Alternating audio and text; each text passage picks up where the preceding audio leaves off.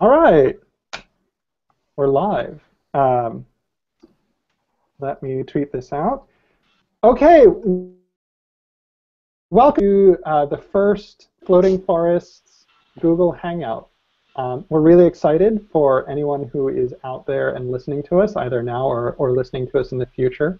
I wanted to introduce to you guys the Floating Forest Science team. So Floating Forest, for those of you who've just seen Twitter and are hopping in, is a large-scale citizen science project. So we're a group of scientists who are really interested in looking at the global distribution of the giant kelp, well, of giant kelp in particular, but really I think we're all interested in just how have kelps around the world grown, changed in their distribution and abundance over the last several decades. So what we're doing is we're collaborating with Zooniverse, and we've created a wonderful citizen science portal at floatingforests.org to allow you to come in and help us try and hunt down kelp forests around the world from satellite pictures that we have from the 1980s to the present. So we've got a really awesome team of scientists that are all working on this, that are working on gathering the data, pushing the data in, processing the information that we get from you, and also who are all very excited to interact with you guys on the Floating Forest website. So what we'd like to do today is just introduce the scientists to you. We'll talk a little bit about who we are, what our research is all about, and then we'll get into a couple of other questions. As we go along, if you have questions, feel free to tweet us at Floating Forests, or use the question and answer app on the side. After we go through a round of introductions and maybe one or two other things, we'll take questions from anyone in the audience who happens to be tuning in to talk about questions that you may have about the website or questions you have about the project. So I think I'll start off. I'll just go down. I've got a row in front of me of a rogues gallery of kelp forest scientists. So I'll just step through the row, and everybody can maybe tell us your name and where you're from and what your research is all about and why you're interested in floating forests. And actually, I'll start. I realized I started off this whole thing without introducing myself. So my name's Jarrett Byrnes. I'm an assistant professor at the University of Massachusetts, Boston. Although before I was here, I used to work in Santa Barbara with a couple of the people who are online today. And I'm really interested in how climate change is affecting the future of kelp forests and temperate rocky reefs around the world. So floating forests for me to dig into just a really cool time series and try and look at how things have developed around the world over time. Has the amount of kelp in the world actually changed, and has it changed where it's located? So that's me, but I'll step over to Tom Bell. Great, thanks, Jared. So my name's Tom Bell. I'm a PhD student at UCSB in Santa Barbara, California. And I'm interested in the environmental and biological controls on giants and how those are changing through time. I'm also interested in measuring the changing photosynthetic health of giant kelp using aerial and satellite images. Awesome. Kyle? Hi, everyone. My name is Kyle Cavanaugh. I'm a new assistant professor at UCLA. I did my PhD work at UCSB, which is where I met Tom, a lot of the folks here. And much of my PhD work actually involved using Landsat to track how giant kelp forests change in time and space. And what attracted me to giant kelp initially is how rapidly it changes. So it looks like forest, but unlike a redwood forest or typical terrestrial forest, the amount of kelp in a given area is changing very rapidly on timescales ranging from weeks to months to years to decades. And so this is the reason I'm really interested in this floating forest, is that it enables us to track those changes across those different timescales, and we can start to tease out the processes that cause those changes.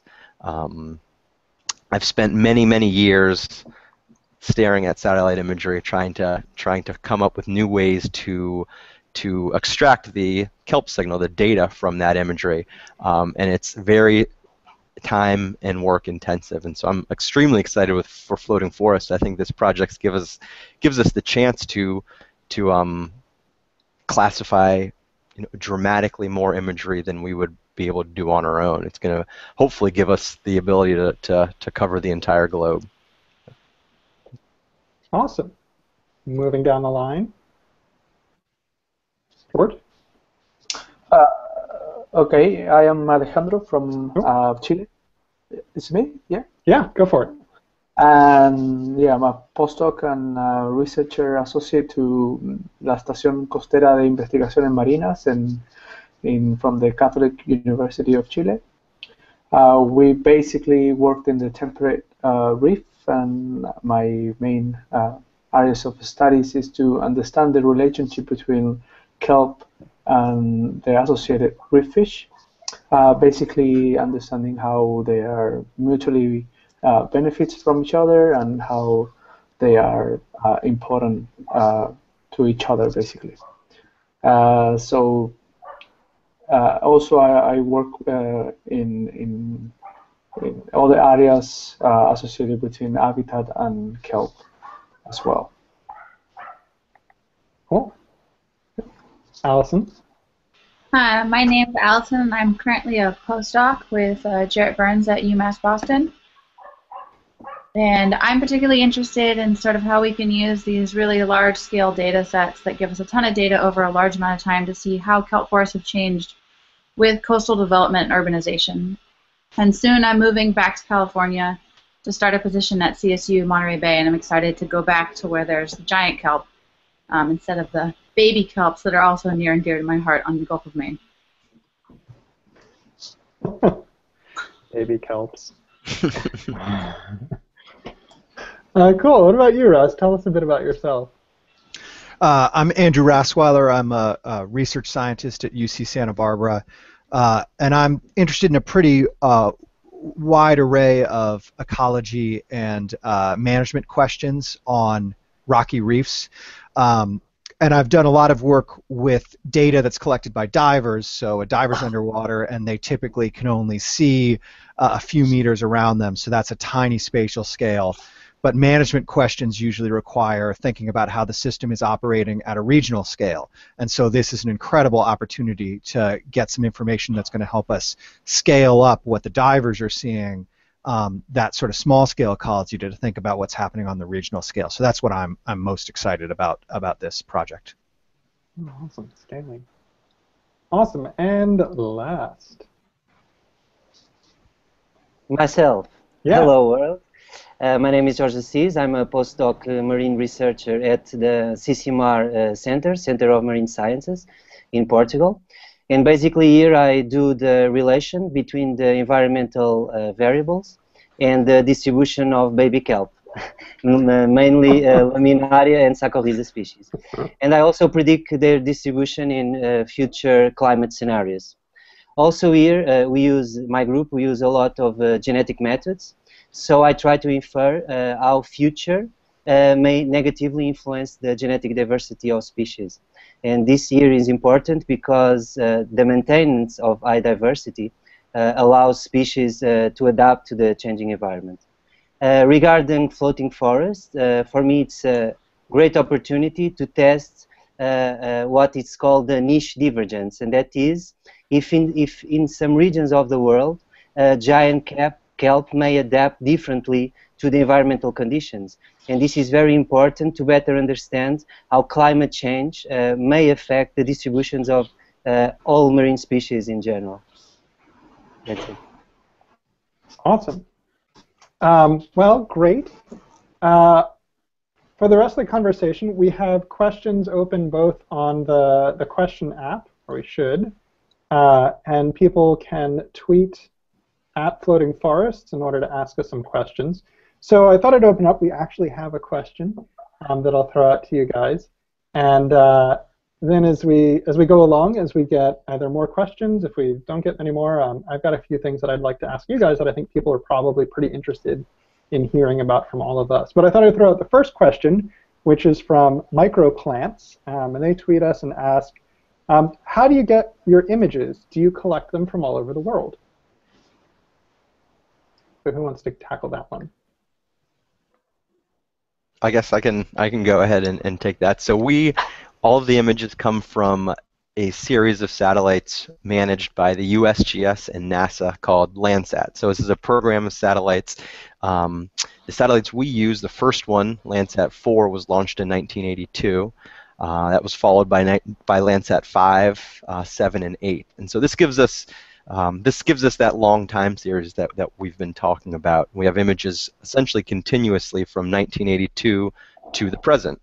Now we don't have to go out to different places. Basically, the USGS and NASA run the Landsat program, and we're able to download the imagery from them. So it comes imagery from all over the world. We're able to get in the same place. This is actually freely available imagery to the public, so anyone is able to go and download free Landsat imagery, use it for whatever purposes you can imagine. It's an incredible data set, and again, it's really this long-running program that's enabled us to determine how these systems change over long periods of time. And feel free, anyone else have anything to add, feel free to jump in. I was going to say, Rass, you've done a lot of work. So that's sort of the global perspective. Rass, you've done a lot of work. Actually, a number of us have done a bunch of work sort of on the local perspective. So how do you see the kinds of stuff that Kyle and Tom and Floating Forests is finding as comparing to what you've seen as a diver out there counting kelp?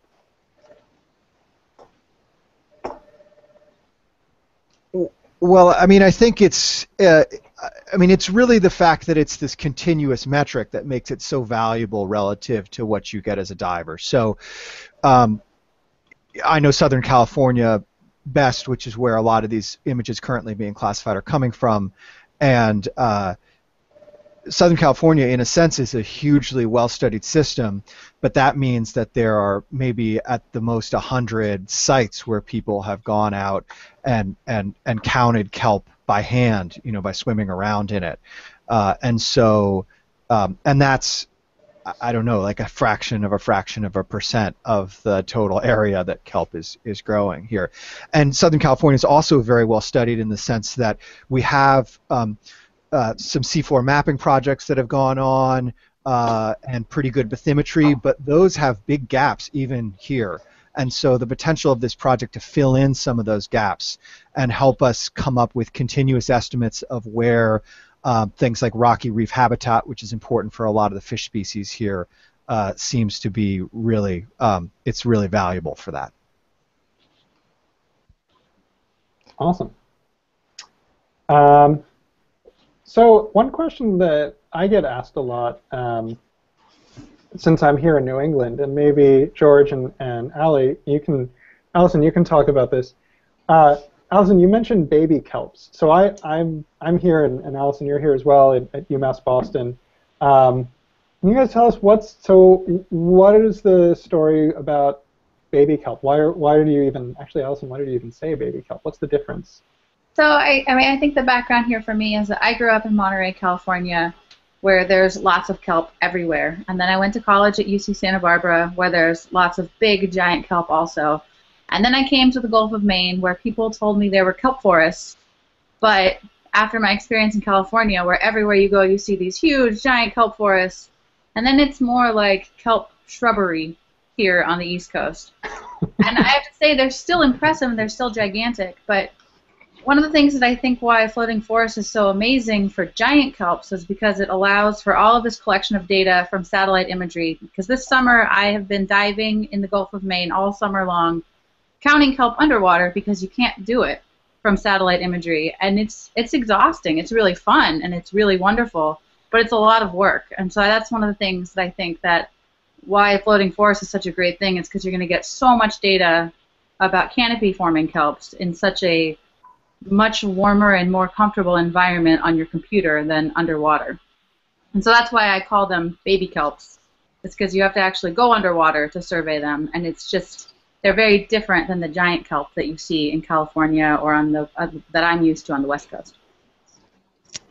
I think that brings up a pretty good point. We're actually, with this satellite, what we're imaging is just the floating canopy. And so for people maybe not familiar with what a giant kelp forest is, it's attached to the substrate, and then it grows up to, anywhere up to 30 meters tall, and then creates this floating canopy on the surface of the water. And that's actually what we're imaging with the satellite imagery, just that the floating part of it.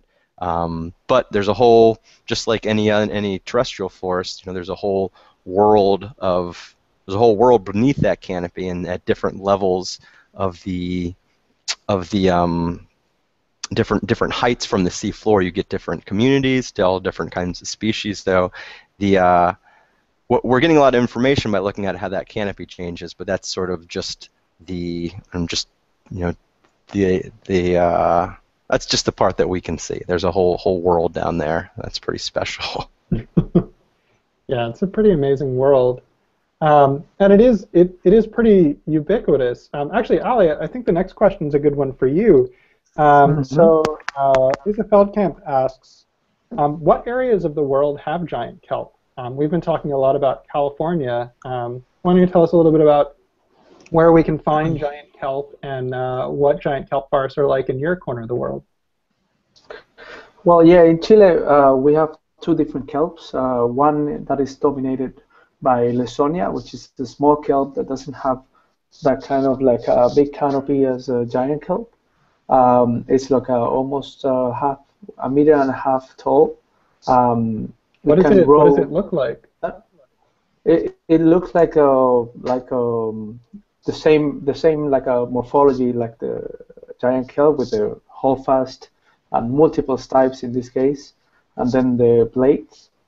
It doesn't have the pneumatosis, which make them floating like the giant kelp.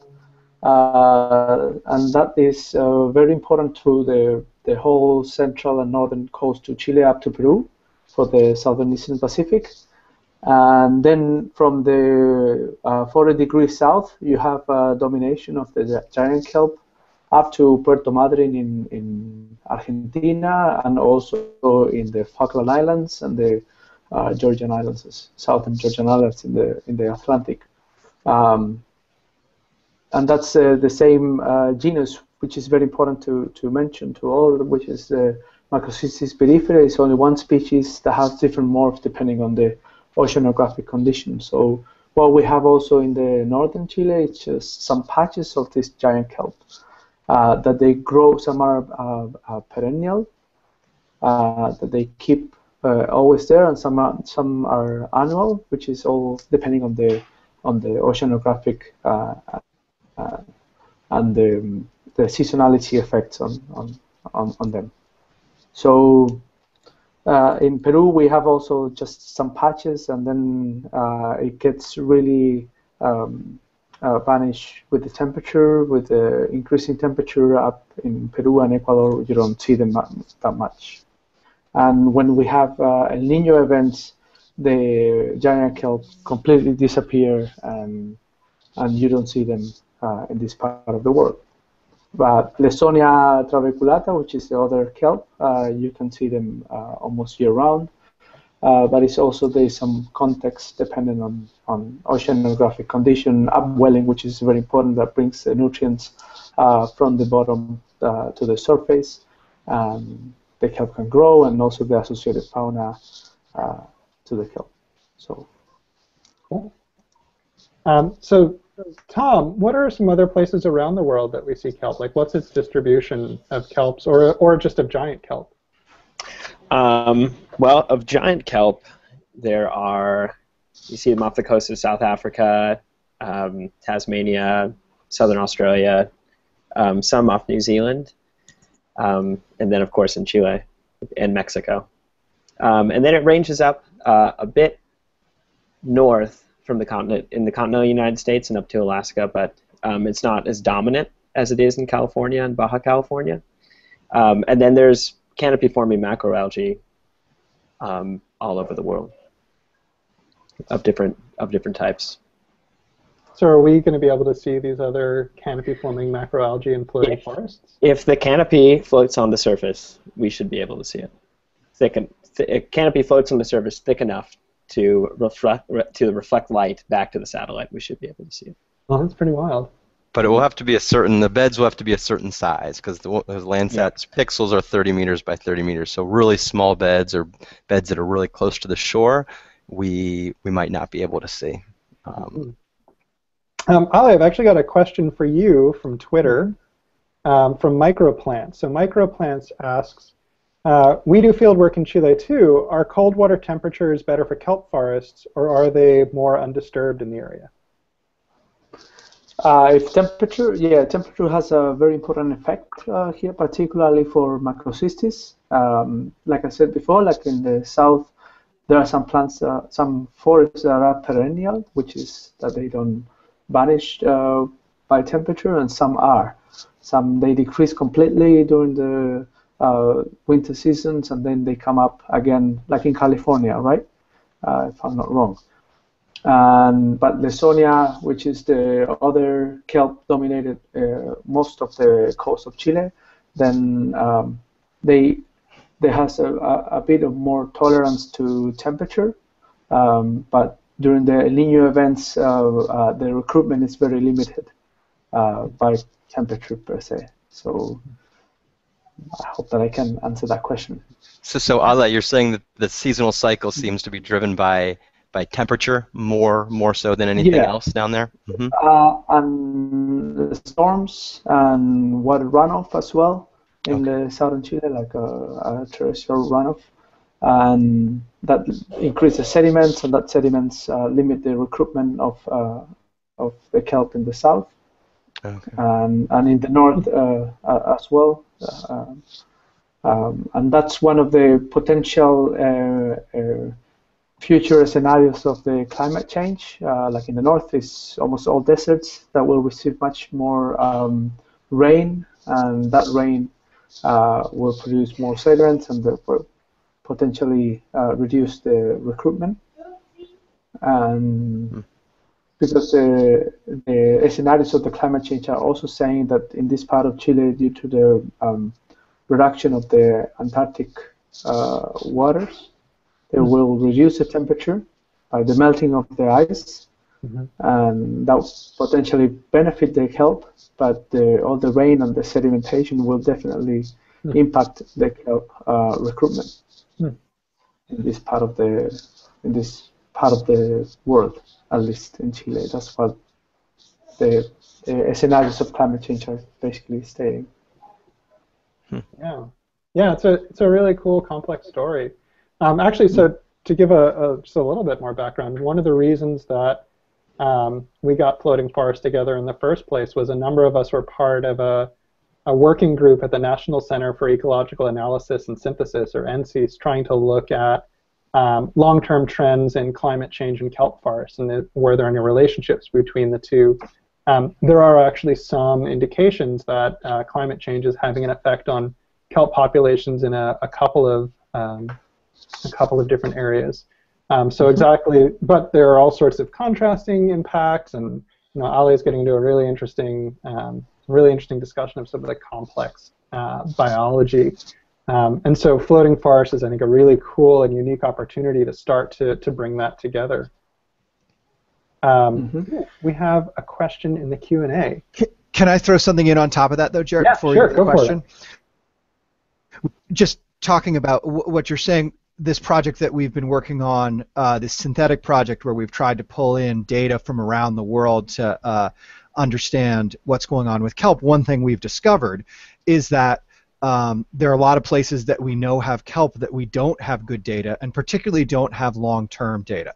So we might have a little data from 2005 through 2011 or something, but in order to try to see what the effects of climate change are, we really need decades of data. And so that's where this, the potential to use this satellite sources of data means that we could actually fill in locations where no diver has ever counted kelp. Particularly important because although climate change is happening everywhere, there are a lot of other climate cycles that are happening in local areas. So it's not like every place is warming. Southern California, for instance, has been pretty cold for the last 10 years because of the Pacific Decadal Oscillation. So in order to put together the longer-term trends, we really need more than a decade from all these different regions to really understand that. So that's hopefully Floating Forest can take us. So Floating Forest lets you virtually dive where no diver has ever dived before. That was terrible. I guess we'll take one last question and then wrap it up because I don't want to hold you guys for too long. You've been great. So a question has come in from Brecky McCollum asking, I'm interested in the scale of this project that Kyle was talking about. Can you relate the large-scale estimates of canopy area and Landsat photos to individual plant biomass? That's a question. Yeah, so like I was saying before, Landsat is relatively coarse. It's not as fine as images you might see on Google Earth. Each pixel is 30 meters by 30 meters. And so if you go on Floating Forests and start classifying images, you can see these patches of kelp, but the resolution is not fine enough to identify individual plants. So we can't pick out individual plants on Floating Forests. However, we have been able to relate the Landsat measurements to sort of averages, plant biomass averages across space. So one of the great, as Rass was mentioning earlier, Southern California has a lot of, is relatively well studied. So there are kelp forests where we have repeated diver measurements of plant density and plant biomass. And so we can, average over a transect, over a square, and compare that to the Landsat data and get at plant biomass that way. So I guess the answer is we can't do this, we can't identify individual plants, but over, an area, say, 30 meters or 100 meters, we can estimate how much biomass is in that patch. If that makes any sense. Mm-hmm. Yeah, awesome. Great. Well, it's been a really fun half hour. Thanks, everybody.